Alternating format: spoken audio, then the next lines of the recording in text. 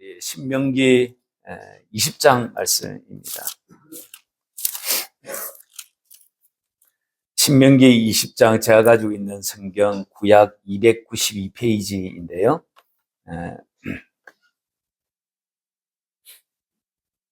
우리 1절 말씀만 같이 한번 읽었으면 좋겠습니다. 신명기 20장입니다. 제가 가지고 있는 성경이 구약 292페이지 신명기 20장 우리 1절 말씀, 나머지 9절 말씀은 중간중간에 우리 같이 한번 읽었으면 좋겠고요. 우리 1절 말씀만 같이 한번 보시겠습니다. 같이 한번 보시겠습니다. 너가 나가서 적군과 싸우려 할 때에 말과 병거와 백성이 너보다 많음을 볼지라도 그들을 두려워하지 말라.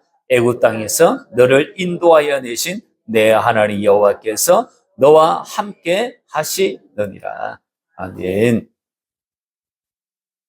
오늘 이 본문의 말씀을 가지고 제가 타이틀을 이렇게 잡았습니다. 전쟁, 한수만 알면 팔이 바뀐다.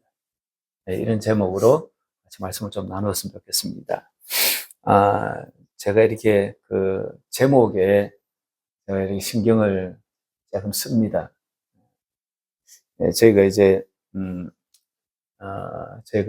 유튜브에 이제 말씀을 올리다 보니까 어떻게 하면 이렇게 좀 어필이 될 수 있는 그런 제목이 있을 수 있을까 싶어가지고 제가 기본에 아주 기본적인 제목을 잡았다가 맨 이제 나중에 이제 탈고를 할 때에 설교를 완성할 그때에 제가 제목을 한 번 더 점검을 합니다. 그래가지고 좀 어필이 될 수 있는 그 어필이 될 수 있는 것은 우리에게 어필이 될 수 있기도 해야 되겠지만 사실은 이렇게 MZ 세대에 제가 포커스를 맞추고 있습니다. 그래서 이제 유튜브를 누가 많이 보냐니까 젊은 사람들이 많이 보는. 그래서 여러분들에게는 어떻게 보면 좀 제목 생소하다, 좀 낯설다, 뭐 이렇게 좀 다가오는 그런 제목이 혹시 있을 수 있는데 이 젊은 세대를 겨냥해서 이게 제목을 이렇게 하는 거구나 생각을 좀 해주시면 좋겠습니다. 정말 전쟁 한 수만 알면 팔이 바뀝니다. 전쟁. 미국의 역사학자 웰 두란트의 연구에 의하면요, 3,500년의 인류 역사 중에 전쟁이 없었던 시대는 딱 270년이었다고 합니다. 270년에 불과할 정도로 인류의 역사에서 전쟁의 역사를 뗄 수가 없는 거예요. 그래서 인류의 역사 이꼬르 전쟁의 역사라고 웰 두란트는 이야기를 합니다. 고작 270년 정도밖에 안 될 정도로 그러면 전쟁이 아주 재미있는 게임이냐. 우리가 젊은 세대들이 막 하는 전쟁 게임, 정말 전쟁하는 거 재밌어가지고 고작 3,500년의 인류 역사 중에 한 270년 정도밖에 되지 않는단 말입니다. 재미있어가지고 그렇게 날마다 전쟁을 했단 말입니다. 그런 생각이 드는 거예요. 근데 전쟁사를 보면 그렇지 않다는 것을 우리는 아는 거예요. 우리는 지금 이제 대부분 이제 전쟁 후 세대 아닙니까? 그래서 전쟁이 우리는 그 잔혹함이라든지, 그 비정함이라든지, 그 어려움이라든지, 그거 사실 우리 잘 모릅니다. 그러나 이제 조금 아는 분들이 이제 이게 많이 앉아 있으신 거죠. 그만큼 전쟁은 우리로 하여금 굉장히 힘들게 하는 것들이에요.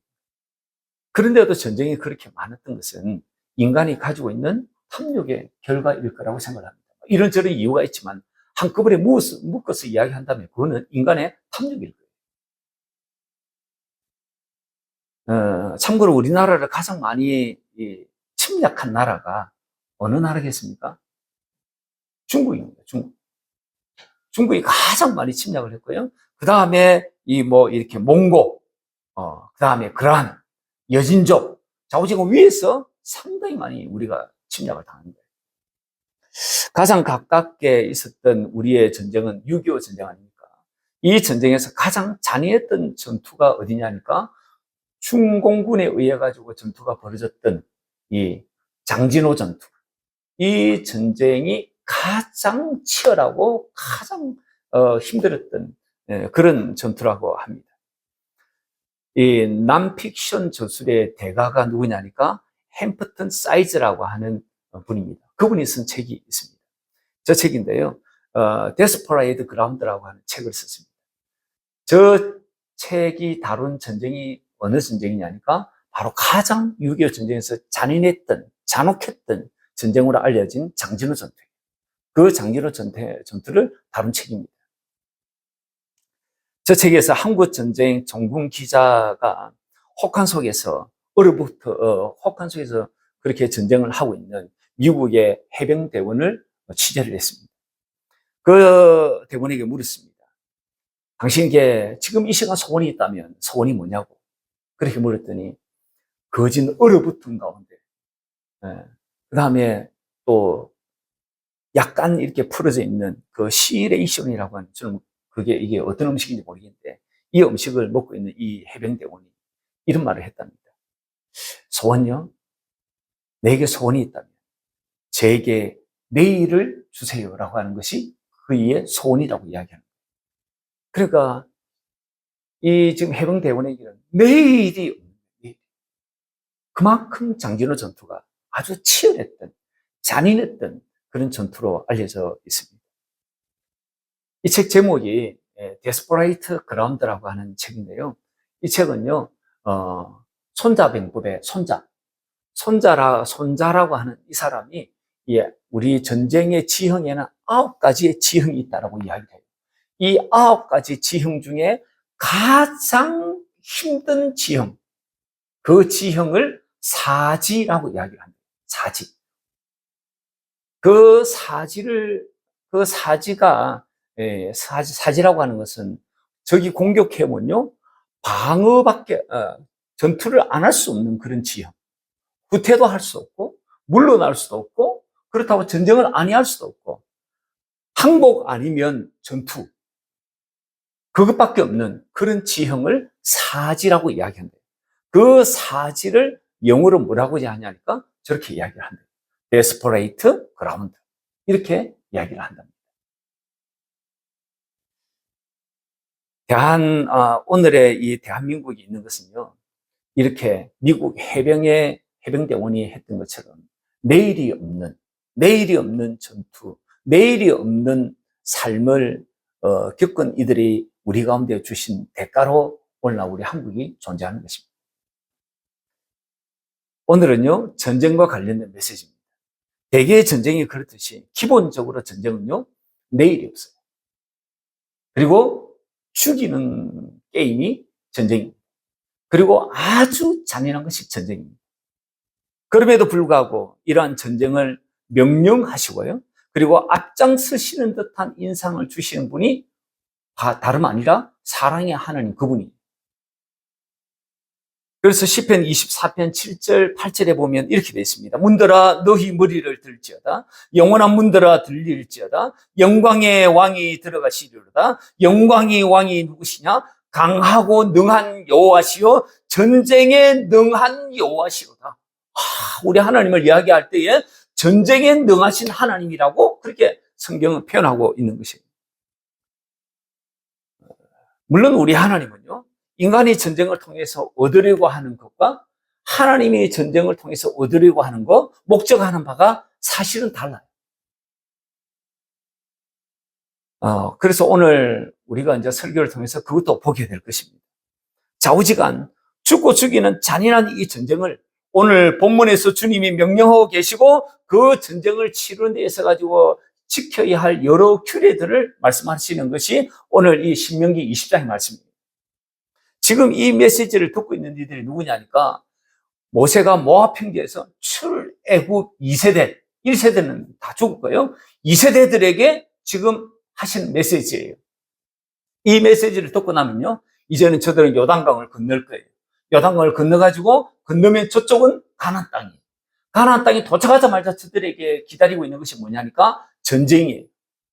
하나님께서 정복전쟁을 명령하셨으니까 전쟁이에요. 그래서 지금 이 모세를 통해서 출애굽 2세대가 듣는 이 메시지는요, 굉장히 실제적이에요. 곧바로 요단강을 건너면 바로 해야 될 게 전쟁이 있기 때문에 그렇습니다. 그래서 먼저 말씀하시는 게 뭐냐니까 전쟁에 임하는 이들에게 요구하는 것이 있어요. 그게 뭐냐니까 1절의 말씀이에요. 1절의 말씀을 한마디로 딱 이야기하자면요. 두려워하지 마라. 두려워하지 마라. 그 말씀이에요. 뭘 보고 두려워하지 말라고 이야기하시는 걸까요? 이 1절에 보니까 적군이 가지고 있는 말, 그리고 적군이 가지고 있는 병거, 적군이 가지고 있는 이 백성, 그러니까 군사수겠죠? 그거 보고 두려워하지 말라고 말씀하고 있는 것입니다. 과거의 정탐꾼들이 보고를 통해서 그 땅의 민족들이 얼마나 강한지를 들었던 저들이에요. 저들 중에는요, 그러니까 가나안 들 족속들 중에는요, 기골이 아주 장대한 안악 자손들이 있을 거예요. 그리고 성들이 견고했고요, 군사는요 잘 정비가 되어 있었던 거예요. 거기다가 오늘 본문에 보니까 말이 있는 거예요. 말은요 기병대를 이야기해요. 기병대가 있을 거예요. 병거는요 오늘날 이야기하면 이렇게 그 기갑부대. 지금 이 시대는요, 청동기 시대가 끝이 나고 새로운 철기 시대가 막 이렇게 도입될 그런 시점이에요.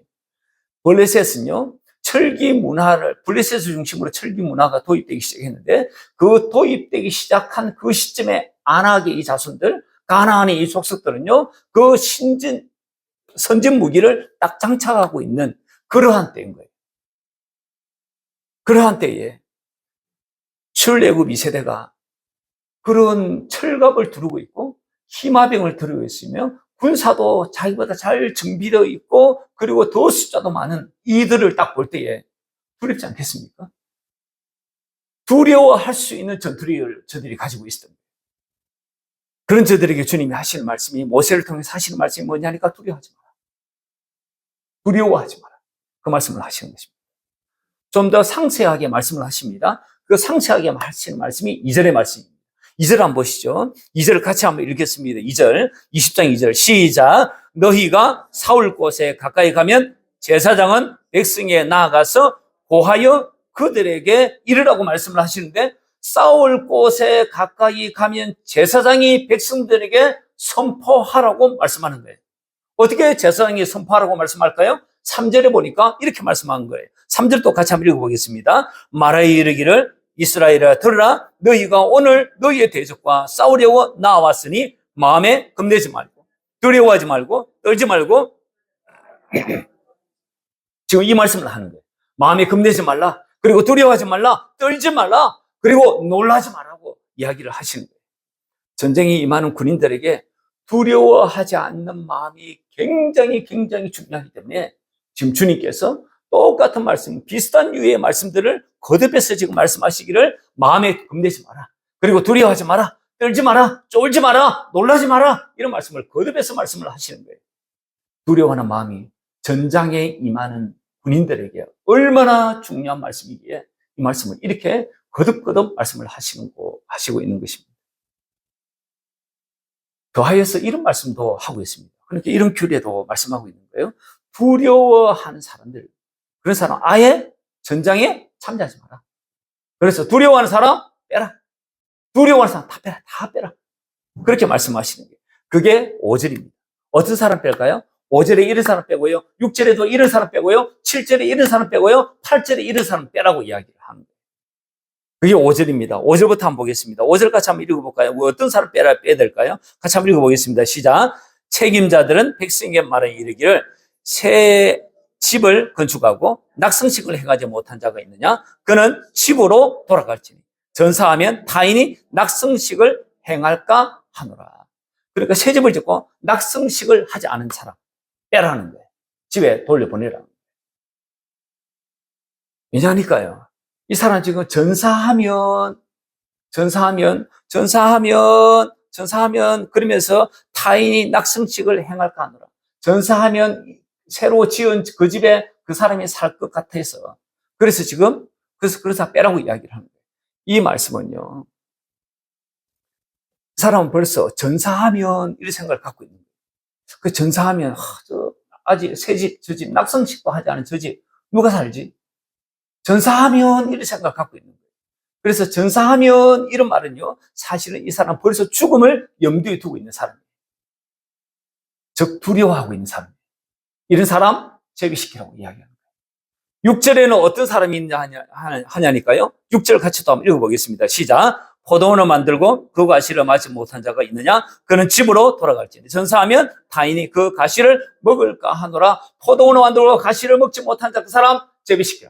전사하면 이 전사할 것을 염두에 두고 있는 사람, 이런 사람, 그 사람 돌려보내라 이야기를 하는 거예요. 7절도 한번 보시죠. 7절에 같이 한번 읽어보겠습니다. 시작. 여자와 약혼하고 그와 결혼하지 못한 자가 있느냐? 그는 집으로 돌아갈지니 전사하면 타인이 그를 데려갈까 하노라 하고, 약혼하고 결혼하지 못한 자 그 사람 제비시키라고 이야기하십니다.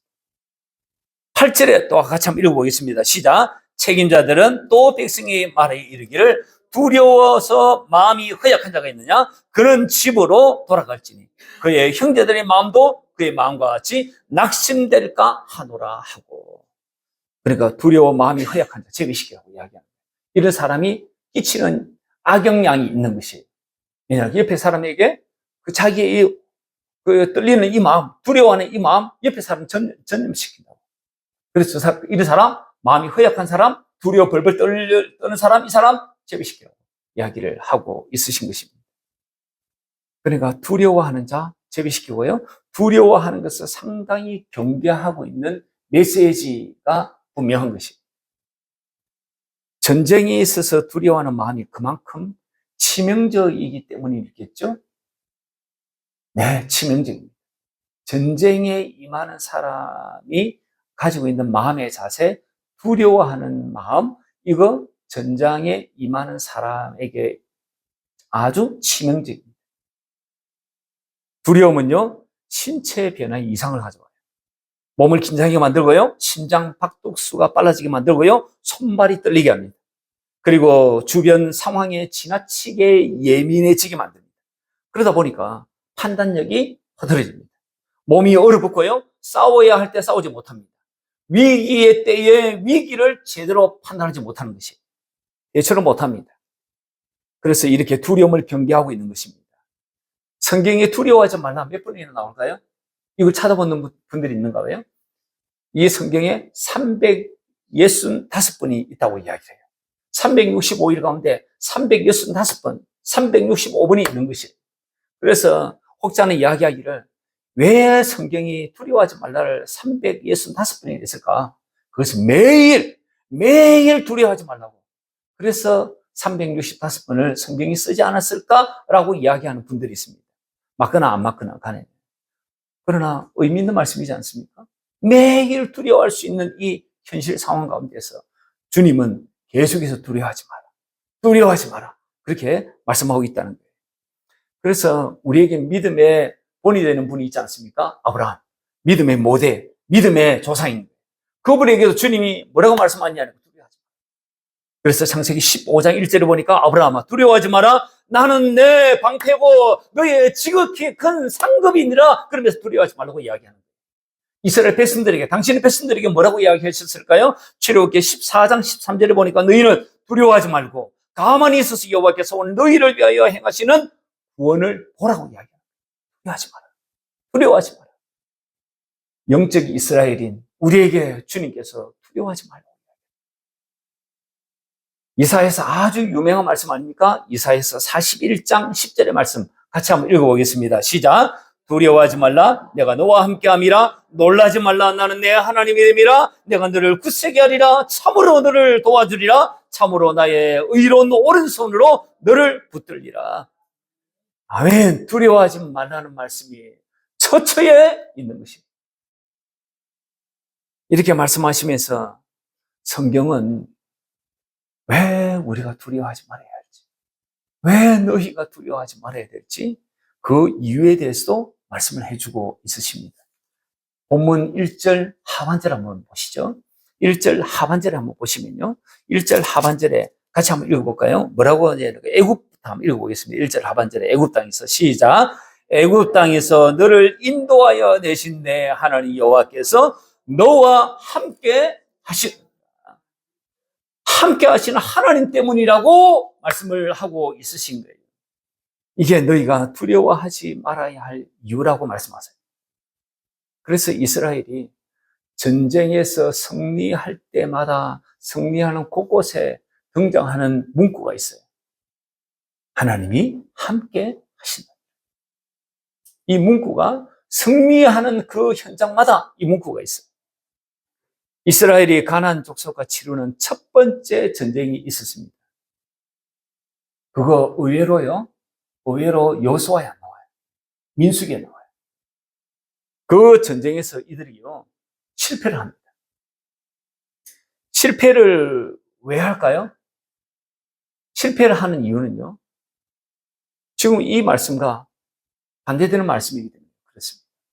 민수기 14장 42절에 나와요. 같이 한번 읽어보겠습니다. 시작. 여호와께서 너희 중에 계시지 아니하니 올라가지 말라. 너희의 대적 앞에서 패할까? 하나님이 함께 하시지 않으니까 너희들 전쟁에 올라가면 패할 거야. 올라가지 말라고 이야기하는데 이들이 자기 열심으로 올라가지고 가나안 사람들과 한판 붙어요. 그래서 져요. 이 상황은요 어떤 상황이냐니까 가네스 바네아에 저들이 이런 게 된 거예요. 그곳에서 이랬을 때에 12명의 정탐꾼들을 파송하지 않습니까? 12명의 정탐꾼이 가가지고 가나안 땅이 어떤가를 보고 보고를 하는 거예요. 2명의 보고와 달리 절대 다수의 10명의 보고가 불신앙의 보고예요. 부정적인 보고예요. 그 부정적인 불신앙의 보고를 듣고 이스라엘 백성들의 마음이 저들의 말에 그냥 마음이 다 녹아버려요. 그래서 저들도 완전히 쫄아가지고 불신앙에 다 빠져버려요. 그것을 본 하나님께서 열받으신 것이에요. 열받으신 것이에요. 그래서 모세에게 그래요. 모세야, 저것들 싸그리 다 죽여버리자. 저것도 필요 없다. 다 죽여버리자. 내가 너로 하여금 새로운 민족을 내가 구성할 거다. 주님께서 그렇게 이야기해요. 그때 모세가 하나님 앞에 울면서 기도하는 것이에요. 하나님, 세상 사람들이 오해할 겁니다. 하나님이 능력이 없어가지고 이것이 다 죽였다고 할 겁니다. 그래서 모세가 중보기도를 해요. 그래서 하나님께서 그 기도를 주님께서 들어주세요. 그렇지만 불신앙으로 반응하는 저들 살려줄 수 없는 거예요. 그래서 저들 내가 못 살준다. 저들 다 죽여야 돼요. 그래서 하나님께서 이스라엘 광야 생활을 38년 동안 도합 40년 동안 뺑뺑뺑 그 자리를 돌게 하는 것이에요. 그래서 저들을 다 그곳에서 죽입니다. 그러면서 하나님께서 의도하신 바가 뭐냐니까 출애굽 2세들을 그 38년 동안에 준비시키는 것이에요. 그리고 저들이 정탐한 40년의 하루를 1년으로 계산해가지고 40년 광야 생활을 뺑뺑뺑 하다가 출애굽 1세대 다 죽입니다. 하나님께서 이렇게 분노하니까 저들이 깜짝 놀란 것이에요. 깜짝 놀란 거예요. 와, 우리가 불신앙으로 반응했더니 하나님께서 이렇게 열받으시구나. 그래서 저들이 마음을 고쳐먹습니다. 고쳐먹고 하나님 잘못했습니다. 이제 우리가 저 가나안 땅 쳐들어가 있습니다. 저 족속들 우리가 그냥 무찌르러 공격하겠습니다. 그래서 저들이 막 열심을 내서 공격을 하는 거예요. 그때 모세가 말려요. 아니, 하나님이 함께 하시지 않는다. 너희들 하나님이 함께 하시지 않는데 너희들이 공격하면 자기 열심으로 공격하면 너희들 판판이 깨진다. 너희들 다 죽을 거다. 그렇게 경고함에도 불구하고 아니라고. 그래서 자기 열심으로 가나안 족속들을 공격하는 거예요. 하나님 말씀대로 저들이 패해요. 죽어요. 그 말씀들이 14장 42절의 저 말씀이에요. 하나님이 함께 하시지 않으면 전쟁에 패해요. 자기들이 아무리 열심히 있더라도 자기 열심으로도 안 돼요. 반대로 요단강을 건너가지고요, 가나안 땅에 출애굽 2세대가 치룬 첫 번째 전투가 있습니다. 출애굽 2세대가 치룬 첫 번째 전투예요. 요단강을 지나가 가나안 땅에 들어가지고 첫 번째 전투가 어느 전투냐니까 여리고성 전투예요. 그 여리고성 전투에서 이스라엘 백성들이 승리를 합니다. 우리가 아는 대로. 그 승리를 할 때에 어떻게 승리하느냐를 여호수아서 5장 13절은 이렇게 표현하고 있습니다. 같이 한번 읽어보겠습니다. 13절 같이 한번 읽어보겠습니다. 여호수아가 여리고에 가까이 이르렀을 때에 눈을 들어본 저 한 사람이 칼을 빼고 손에 들고 마주 서 있는지라 여호수아가 나가서 그에게 묻되 너는 우리를 위하느냐 우리의 적들을 위하느냐 하니 그가 이르되 아니라 나는 여호와의 군대 대장으로 지금 왔느니라 하는지라. 여호수아가 얼굴을 땅에 대고 엎드려 절하고 그에게 이르되 내 주여 종에게 무슨 말씀을 하려 하시나이까. 15절 여호와의 군대 대장이 여호수아에게 이르되 내 발에서 신을 벗으라 너가 선 것은 거룩하니라 하니 여호수아가 그대로 행하니라. 여호수아가 돌격 앞으로 하려고 하니까 자기 앞에 칼을 빼들고 있는 군대 장관 한 사람이 딱 서 있는 거예요. 그래서 이 두 사람 누구야? 당신 누구십니까? 우리의 편입니까? 저쪽 편입니까? 그러면서 이분이 이야기하기를 나는 여호와의 군대 장관이야. 너희들에게 왔어. 이 말씀을 하는 거예요. 그리고는 우리가 아는 대로 여리고성을 공격하는 것이 하나님의 방식으로 하루에 한 바퀴씩. 그렇게 해서 성을 무너뜨리는 거예요. 전쟁의 첫 번째 전쟁의 승리가 어디에 있었냐니까요. 하나님께서 보낸 군대 장관이 앞섰기 때문에 그래요. 다른 말로 하면 하나님이 함께 이 전장터에 함께 하셨기 때문에 그런 것이에요. 이사야 41장 10절의 말씀을 한 번 더 보겠습니다. 10절의 말씀을 한 번 더 보는데요. 저 말씀이요. 전쟁 포로의 상황을 두고 지금 하시는 말씀이에요. 41장 10절의 말씀 한 번 더 읽어보겠습니다. 시작. 두려워하지 말라. 내가 너와 함께함이니라. 놀라지 말라. 난 내 하나님이 됨이라. 내가 너를 굳세게 하리라. 참으로 너를 도와주리라. 참으로 나의 의로운 오른손으로 너를 붙들리라. 지금 이사야를 통해서 이스라엘 백성들에게 전한 예언의 말씀이에요. 이들이 바벨론과 전쟁을 할 거예요. 판판이 깨어질 거예요. 그래서 포로로 다 잡혀가지고 낙심한 저들을 위로하기 위해서 하시는 메시지가 이사야 41장 10절의 말씀이에요. 그러니까 전쟁을 염두에 두고 전쟁 포로가 된 상황에서 하시는 메시지를 미리 예언하고 있는 말씀이에요. 그러니까 이 말씀도 전쟁과 관련된 말씀이에요. 두려워하지 말라. 내가 너와 함께 합니다. 하나님이 함께 하시느냐 그렇지 않느냐가 전쟁의 승패를 갈랐던 것이에요. 이렇게 함께 하셨던 하나님께서 뭐라고 이야기하시냐니까 두려워하지 마라. 두려워하지 마라. 이 말씀을 하십니다. 오늘날 이 시대를 살아가는 우리에게 이런 본문은요. 실제 전쟁 상황이 벌어지지 않는 우리에게 이 말씀은 그렇게 피부에 와닿지가 않아요. 그리고 이 말씀이 그래서 뭐 어쨌다고? 우리는 전쟁도 아닌데 평화의 시절을 살아가고 있는데 상관없는 말씀으로 들릴 수 있는 그런 말씀입니다. 그러나 이 전쟁을 치르는 목적을 알게 되면요. 이 전쟁은요. 곧 우리가 지금 살아가고 있는 삶의 전쟁이라고 하는 것을 알게 돼요. 16절 한번 보시죠. 본문 16절. 20장 16절입니다.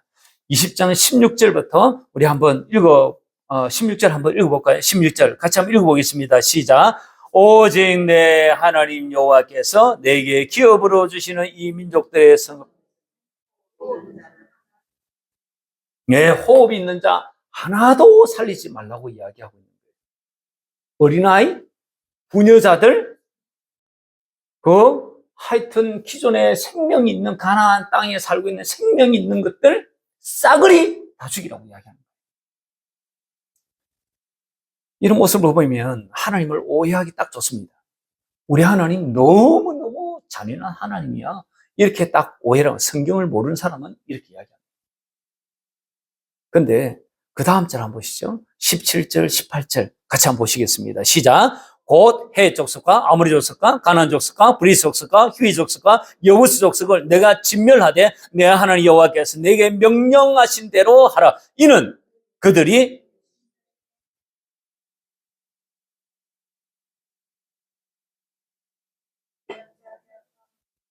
지금 주님께서 가나안에 살고 있는 이 족속들을 가나안 땅에 살고 있는 이 족속들을 다 죽이라는 이유가 뭐냐니까 이는 18절에 유죠. 이렇게 죽이는 이유가 그들이 그 신들에게 행하는 모든 가정한 일, 우상 숭배하는 모든 가정한 일을 너희에게 가르쳤어. 너희가 본받게 될까? 그래야 너희들이 타락할까? 너희들이 범죄할까?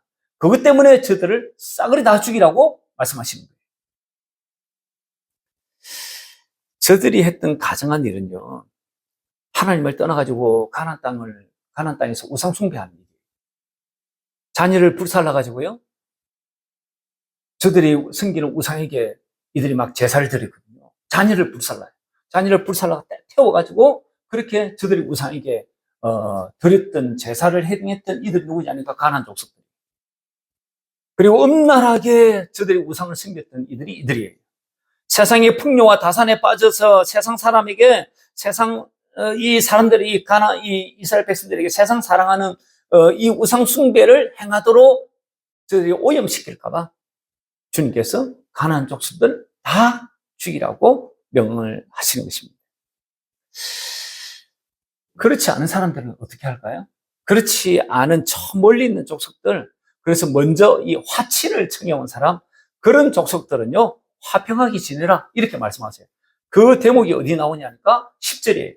10절 한번 보시죠. 10절부터 우리 같이 한번 읽어볼까요? 10절부터 12절까지 같이 또 한번 읽어보겠습니다. 10절부터 시작. 너가 어떤 성읍으로 나아가서 치려할 때에는 그 성읍에 먼저 화평을 선언하라. 그 성읍이 만일 화평하기로 회답하고 너를 향하여 성문을 열거든 그 모든 주민들에게 내가 조공을 바치고 너를 섬기게 할 것이요 만일 너와 화평하기를 거부하고 너를 대적하여 싸우려 하거든 너는 그 성읍을 애워살 것이며. 그래서 전쟁을 하라는 거예요.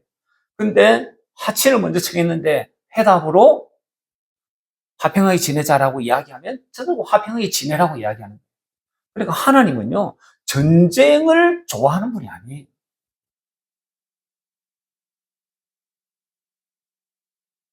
그리고 만약에 저들이 화친을 청했음에도 불구하고 화평의 회답을 그렇게 주지 않았을 때 치르는 전쟁에 대해서 13절, 14절은 이렇게 말씀합니다. 이건요, 그 당시의 전쟁 문화예요. 전쟁 문화. 같이 한번 읽어보겠습니다. 13, 14절. 내 하나님 여호와께서 그 성읍을 내 손에 넘기시거든 너는 칼날로 그 안에 남자를 쳐 죽이고 너는 모든 여자들과 유아들과 가축들과 성읍 가운데 있는 모든 것을 너를 위하여 탈취물로 삼을 것이고 너는 내 하나님 여호와께서 내게 주신 적군에게 빼앗은 것을 먹을지니라. 그렇게 이야기를 해요. 그리고 여자들, 유아들, 가축들 이런 거 생명 있는 거 다 죽이지 말고 저 멀리 있는 가나안 족속이 아닌 다른 족속과 전쟁을 치를 때는 일반 전쟁 룰을 지켜가지고 남자들, 그러니까 군인들만 죽이고 그렇지 않은 사람 다 살리더라고요. 어린아이들, 부녀자들 다 살렸더라고 그렇게 말씀을 하십니다. 그래서 15절 보니까 한번 보시죠. 15절 또 같이 읽어보겠습니다. 시작. 너가 내게서 멀리 떠난 성읍들 곧 이 민족들에게 속하지 아니한 성읍들에게는 이같이 행하여니와. 그래서 멀리 가나안 족속이 아닌 가나안의 이런 족속들 외에 저 멀리 있는 다른 성읍의 사람들에게는 이렇게 10절, 11, 12, 13, 14절, 15절처럼 그렇게 행하라고 말씀을 하시는 거예요. 그러니까 하나님은요, 잔인한 하나님이 아니에요. 하나님은 전쟁을 해가지고 피를 막 전쟁을 흘리는 것을 막 절개하는 헛혈기 하나님, 그런 하나님 아니에요. 성경을 아주 얄팍하게 알면 그런 말 하는 것이에요. 지금 가나안 족속들에 대한 이 전쟁의 목적은요, 우리가 16절, 17절, 18절에서 읽었던 것처럼 상당히 종교적입니다. 상당히 죄와 연관이 있습니다. 상당히 거룩과 연관이 되어 있습니다. 그래서 아니십니까? 군 지휘관이 아니라 제사장이 전쟁을 치르기 전에 이들 군사들에게 가가지고 2절에 보니까 군사들에게 가가지고 격려하고 저들을 아우르는 말들을 누가 하냐니까 보통의 전쟁터에서는 누가 이야기합니까? 군 지휘관이 이야기를 하는 거예요. 여러분, 장병들 두려워하지 마시오! 라고 이야기하는 사람이 누구냐면 군 지휘관이에요. 그런데 성경에 이 지금 이스라엘의 전쟁을 치르는 이 전쟁은요, 제사장이 나와서 그러는 거예요. 제사장이. 여러분, 두려워하지 마십시오. 제사장이 지금 그러는 거예요. 그래서, 왜 제사장이 하는지 이제 이해가 되는 것이에요. 그러니까 지금 가나안 정복 전쟁은요, 탐욕으로 치르는 땅 따먹기 전쟁이 아니에요. 저들이 살고 있는 저 땅을 저들이 죄로 오염시켜서 그래서 그 땅을 회복시키기 위한 영적인 전쟁이 그 밑바닥에 깔려 있는 것이에요. 그 전쟁을 치르는데 주님께서 모세를 통해 하시는 메시지가 뭐냐니까 두려워하지 마라. 그게 왜요? 하나님이 우리와 함께 하십니다. 그래서 두려워하지 말라고 이야기합니다. 우리도 죄와의 전쟁을 치릅니다. 거룩을 향한 열망을 저희들이 가지고 살기 때문에 그렇습니다. 내가 거룩하니 너희도 거룩하라고 주님이 말씀하시잖아요. 그래서 거룩을 향한 열망을 가지고 살아가는 우리들이기 때문에 죄와의 전쟁은 필수적인 것이에요. 에베소서 5장 1절에 이렇게 어마무시하게 말씀하시잖아요. 그러므로 사랑을 받는 자녀같이 너희는 하나님을 본받는 자가 되라고 이야기하십니다. 하나님을 본받는 자. 우리의 모델은요, 하나님 그분이에요. 우리의 모델은요, 예수 그리스도 그분이에요. 그분처럼 살아라고 이야기하십니다. 그분처럼. 어떻게 하나님처럼, 어떻게 예수님처럼. 근데 성경은 그렇게 말씀하십니다. 그러니 죄와의 전투, 거룩을 향한 열망의 전투는 필수적인 것입니다.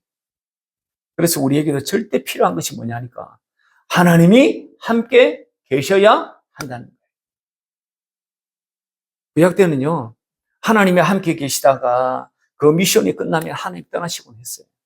그리고 다음에 또 어떤 미션이 주어질 때 하나님 또 오시는 것이에요. 성령님을 또 오시는 것이에요. 아브라함에게도 그랬고요. 다윗에게도 그랬고요. 선지자들에게도 그러셨습니다. 오실 때마다 말씀으로 늘 오셨습니다. 때로는요, 환상도 보여주시고요. 때로는 꿈으로도 그렇게 이야기해 주셨어요. 그런데 꿈이나 환상은요, 말씀을 그림 은으로 보여주신 것이 환상이고 꿈이에요. 이르셨던 하나님께서 때가 차면, 갈라디아서 4장 4절에 보면 때가 차면 그 언약대로 인간의 몸을 입고 이 땅에 예수님이 오신 것입니다. 왜 오시냐니까요? 우리와 함께 영원히 같이 사시려고. 그래서 그분의 별명이 있으십니다. 그분의 별명 한번 보시겠습니다. 마태복음 1장 23절입니다. 같이 한번 읽어보겠습니다. 시작. 보라, 처녀가 잉타하여 아들을 낳을 것이요 그의 이름을 임마누엘이라 하리라 하셨으니 이를 번역한 적 하나님이 우리와 함께 계시다 합니다. 주님의 별명이 뭐냐니까 하나님 우리와 함께 계시다. 그게 주님의 별명이에요. 이 하나님의 이름이 예수님입니다. 이제 육신으로 오신 예수님께서 우리 안에 영원히 사시기 위해서 공생애를 사시고요. 그리고 십자가를 지셨습니다. 피 흘림이 없이는 죄사함이 없으신 우리인 줄 아시고 우리 안에 들어오시기 위해서 죄로 가득 찬 우리를 죄의 씻음을 받기 위해서 주님이 십자가에 죽으신 것입니다. 그리고 다시 사심으로 세원의 중보자로 우리 가운데 오실 수 있게 되신 것이에요. 그렇게 우리 안에 새 언약을 이루심으로 우리 안에 오신 예수님께서 전쟁을 앞에 둔 우리에게 뭐라고 말씀하시냐니까 두려워하지 마라. 두려워하지 마라. 그렇게 말씀하시는 것입니다. 돈과의 전쟁, 재정과의 전쟁, 그거 두려워하지 말라고 말씀하시는 것이에요. 내가 온 땅의 주인이지 않냐? 내가 온 땅의 주인이지 않냐? 그러시면, 주님이 내게 그러시면, 그때부터 문제는 해결이에요. 질병과의 전쟁, 사람 관계와의 전쟁, 용서가 안 되는 저 인간과의 전쟁, 그 전쟁, 주님이 내 안에 계셔가지고, 내 안에서 두려워하지 말라고. 그렇게 이야기하시고, 주님이 내가 저희를 내 형상으로 만들지 않았냐. 네가 용서하지 못하는 그 인간, 저 왼수 같은 그 인간 내 형상으로 저 인간을 내가 만들지 않았냐. 그러니 그러시면서 당신의 사랑을 우리 가운데 보여주시는 것이.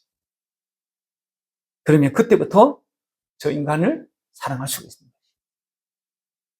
음란과의 전쟁, 영적인 전쟁, 죄와의 전쟁, 그 모든 전쟁은요, 주님이 내 안에 계셔서 당신을 가르치시고, 당신을 보여주시고, 당신이 내 안에서 말씀하실 때 승리를 하는 것입니다. 이게 뭐냐니까 이게 복음이에요, 복음. 범선을 타는 사람의 경우에 예로부터 이 선원을 훈련시키는 방법이 있다고 합니다. 처음 범선을 타는 그 선원을 높은 돛대 위에 올라가게 한답니다. 그리고는 사는 방법을 가르쳐 준다고 합니다. 그 방법은요, 파도가 막 치는 바다를 내려다보게 하지 않는다. 그리고 두렵고 떨리지만, 그리고 현기증도 나지만 아래를 보지 않고 오직 하늘을 보게 만든다고 해요.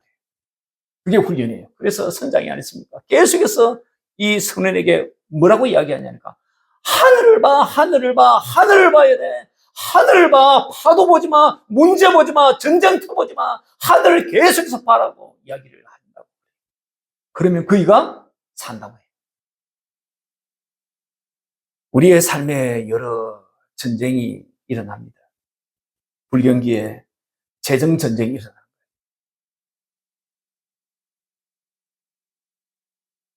우리도 재정 전쟁을 치릅니다. 예수 믿는 우리라고 해가지고 어떤 특별한 어떤 철옹성에 하나님께서 우리를 보호해 주시지 않아요. 세상 가운데 여전히 우리를 살게 하시는 것이에요. 그런데 주님이 그 불경기의 전쟁 가운데서 우리를 지키시는 것이에요. 사람 관계의 전쟁, 우리 삶 가운데 발생을 합니다. 제가 사람 관계의 전쟁을 치를 때 우리가 꼭 가지고 있어야 할 아주 중요한 팁의 말씀이 있습니다. 이거 심리학자가 하는 말이에요. 사람은 오해를 많이 할까요? 이해를 많이 할까요? 심리학자가 이야기하기로는요, 놀랍게도 사람들이 오해를 훨씬 많이 한다. 그래서 오해가 당연한 거예요. 그래서 누군가 나를 이해해주고 내가 저 사람보다 이해받는다고 수용받는다고 생각할 때 내 마음이 얼마나 기쁘고 즐겁습니까? 이해받는 게 힘든 거예요. 이해하는 게 힘든 것이에요. 그게 심리학자들이 하는 말이에요. 그래서 내가 상당히 오해를 많이 하겠구나 그렇게 생각하면요, 인간관계에 내가 훨씬 유연해져요. 그거 꼭 기억하시면 좋겠습니다. 재화의 전쟁, 그 전쟁 우리 치르는 거예요. 영적 전쟁이 일어나는 것이에요. 질병과의 전쟁도 일어납니다. 그럴 때마다 우리가 눈을 어디에 두어야 되니까 하늘에 하나님 그분에게 두셔야 합니다. 하늘에 하나님.